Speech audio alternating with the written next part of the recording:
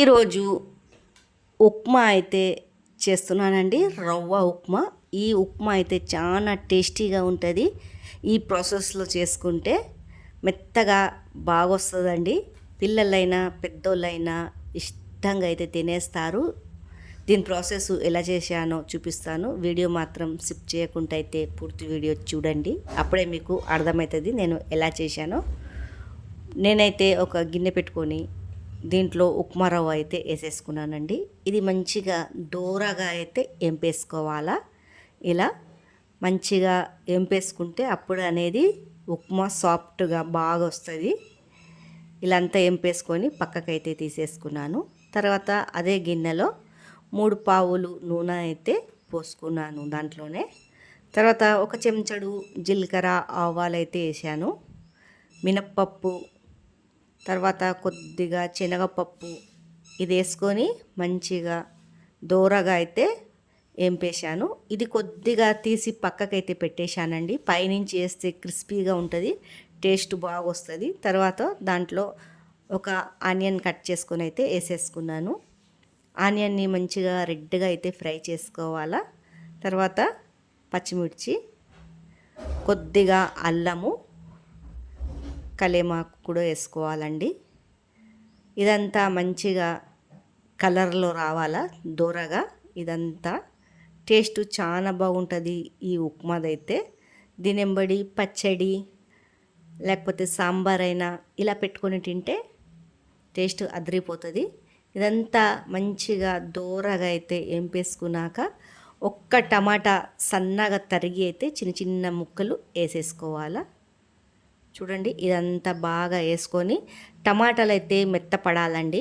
మెత్తపడిన తర్వాతనే నీళ్ళు మనము పోసుకోవాలా దీంట్లో. అప్పుడే అయితే నీళ్ళు పోయొద్దు. టమాటా మెత్త పడితేనే టేస్ట్ వస్తుంది ఉప్మాది. ఇలా అంతా మెత్త పడిపోయాక టమాటా అప్పుడు మనకు కొలతతోటి ఎంత నీళ్ళు కావాలో అంత చూసి వేసుకోవాలండి.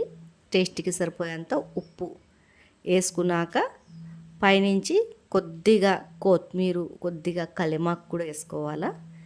ఇదంతా బాగా మసలనియాలండి. ఒక 2-3 నిమిషాలు మసలి అప్పుడే వేయొద్దు. బాగా మసలనిచ్చినాక అప్పుడు ఉప్మా అనేది వేయాలా. ఇలా బాగా మసలనియాల ఒక 2-3 నిమిషాలు. తర్వాత ఈ ఉప్మా అనేది దీంట్లో అయితే వేసేసుకోవాలండి. చూడండి రవ్వ ఈ మాదిరిగా మొత్తము కలిపేసుకోవాలా. లుండలు కట్టకుండా. లుండలు అయితే కట్టేయండి, ఎందుకంటే మనం ముందే డీప్ ఫ్రై చేసాము కదా దీనికి, అందుకే మంచిగా అవుతుందండి. మెత్తగా సాఫ్ట్గా ఉప్మా టేస్ట్ మాత్రం చాలా బాగుంటుంది ఇలా చేసుకుంటే. చూడండి ఒక 2 నిమిషాలు స్లో మంట మీద పెట్టి కలపాలా. ఇలా అంతా బాగా చూడండి ఈ మాదిరిగా అయితే బాగా కలుపుకోవాలా. కింద మాడనియొద్దు, స్లో మంట మీదనే కలిపేసుకోవాలా. చూడండి ఇదంతా మంచిగా ఉడికిపోయింది.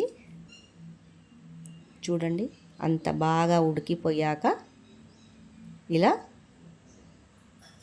తర్వాత మనము ముందు తీసేసాం కదండి పప్పులు, అవి దీంట్లో పైనుంచి అయితే వేసుకోవాలా. క్రిస్పీగా ఉంటుంది చాలా. మనం తింటుంటే నోటికైతే తలుగుతుందండి. టేస్ట్ అప్పుడు మంచిగా వస్తుంది. పైనుంచి మళ్ళీ ఒకసారి కొత్తిమీర, కొద్దిగా కలేమాకు వేసేసుకొని దీన్ని మంచిగా మరొకసారి కలుపుకోవాలండి. చూడండి ఈ మాదిరిగా అయితే మరొకసారి అంతా కలిపేసుకోవాలి స్లో మంట మీద పెట్టి. మంచిగా ఉప్మా అయితే టేస్ట్ చాలా బాగుంటుంది ఇలా చేసుకుంటే. ఈ ప్రాసెస్లో మీకు ఈ వీడియో నచ్చినట్లయితే లైక్ చేయండి, సబ్స్క్రైబ్ అయితే చేసుకొని సపోర్ట్ అయితే చేయండి, షేర్ చేయండి. ఈ వీడియో మీకు రెసిపీ నచ్చినట్లయితే.